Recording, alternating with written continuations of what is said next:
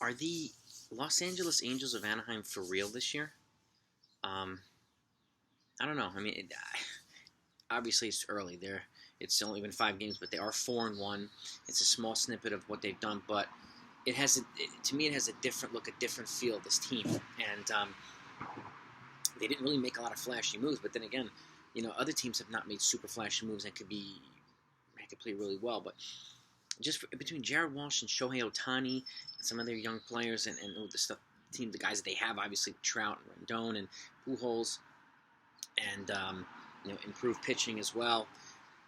This team to me, it feels completely different. So, and obviously it's a tough West division with the A's and the Houston Astros. I get it. And the Astros are also 4-1, and the A's are still winless, but they can strike fire at any point in time. So, and I wouldn't rule them out yet either. But I could see the Angels competing for a wild card spot, and it would actually be nice to see Mike Trout in the playoffs. I mean, you have the best player in a generation, and he hasn't had many opportunities in the postseason. So it would be nice for this collection of guys to come together and really go further than they've gone in quite a while. I do think they still need to make an acquisition at some point for another starting pitcher.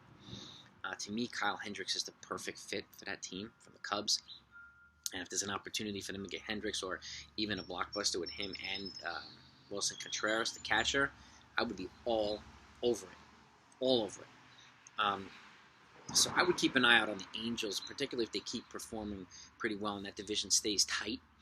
I would expect them to make a big move. I would think Artie Moreno would approve a significant acquisition, particularly with Albert Pujols' contract coming off the books after the season. So they'll be freeing up about $24-25 million. I could see a move like that, and that would propel them to being probably the favorite in the American League West over the Astros, over the A's, and it would actually be a pleasant surprise. I mean, like watching some of their players. They're just a fun team to watch. But and again, if you take a look at them, they have a different feel, and it's exciting to see some other teams. And some of these, even though Gerrit Walsh is not one of the young superstars, about 26, 27 years old, but Ohtani, he's kind of showing flashes of the potential that folks thought he would be. Yes, and he had some injuries. He had, I think, Tommy John and stuff like that. But look what he did the other day. I mean, he struck out somebody on a 101 mile an hour pitch, and then hit a 500-foot home run, or close to a 500-foot home run that left the bat at like 115 miles an hour. So he showed his potential brilliance on both sides, and that's really cool to see. It really is. I mean, I hope that baseball kind of brings out more players with that skill set come to the major leagues. It's really cool to watch, and it makes them a much more fun team to watch. And I'm a diehard Yankee fan, but I got to give credit when a team is fun to watch, they're fun to watch. So I keep an eye out for the Angels. I think they're underrated, and I think they're more of a serious team this year than originally thought, and even I originally thought.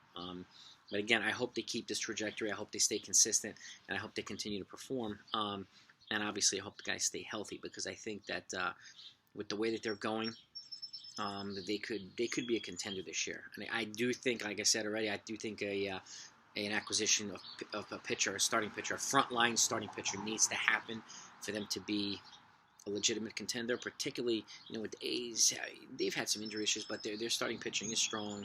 And I think the Astros, I personally think after this year, the Astros are going to be minus Zach Greinke and minus Justin Verlander. I don't see either one of them coming back. With Greinke on a sharp decline, I could see Verlander obviously coming back from Tommy John. But if anybody's going to come back at an advanced age, it's going to be a guy like him. And don't be surprised if a team like the Yankees bring in Verlander as a back of a rotation guy, or a team like the Cardinals, the Mets, like contenders. Don't be surprised if a team like that sneaks in and gets some, particularly if he shows that he's healthy. He's a first ballot Hall of Famer, and he's obviously motivated to come back and prove himself again. So he could be a low-risk, high-reward type of guy.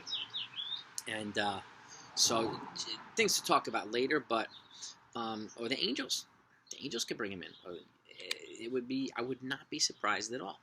And probably, I mean, if the Angels got somebody like Kyle Hendricks and brought in a guy like Verlander, and allowed him the time to kind of come back on his own. Different ball game, National League West, automatic favorites again.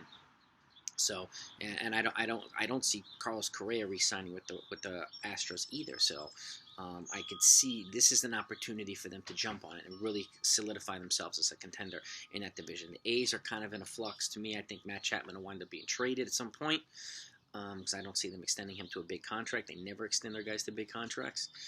So this is the time for the Angels to pounce. But yes, I give them a thumbs up right now. I think they're for real. Will I call them a legitimate contender? Not just yet. They have to make one big move to do that. But keep your eye out on the Los Angeles Angels. So that's my little spiel for today. I'll be going over my Yankee post-game recap tonight. And if you want to see that and you haven't hit that notification yet, make sure you do so you know when it comes out.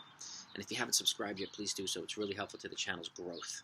And that's greatly appreciated as well. So thanks for watching. Hope you enjoyed it. Talk to you next time.